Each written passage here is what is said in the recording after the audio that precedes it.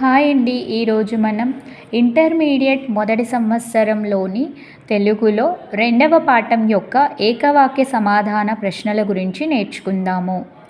మొదటి ప్రశ్న, సంస్కృత భాగవతాన్ని ఎవరు రచించారు? దీని యొక్క జవాబు వ్యాస మహర్షి రచించాడు. రెండవది, భక్తితో సమర్పిస్తే శ్రీకృష్ణుడు ఏం స్వీకరిస్తాడు?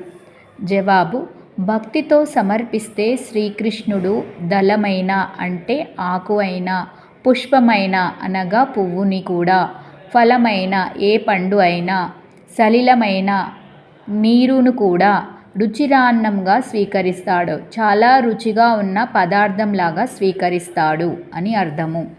మూడవ ప్రశ్న, కుచేలుడికి మరో పేరు ఏమిటి?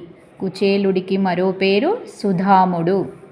నాలుగవ ప్రశ్న, శ్రీకృష్ణ కుచేలులు ఎవరి వద్ద విద్యాభ్యాసం చేశారు?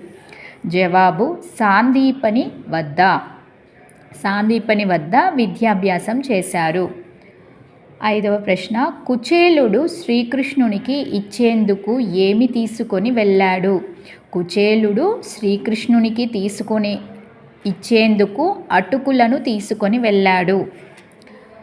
శ్రీకృష్ణుడు కుచేలునికి ఏమి ప్రసాదించాడు?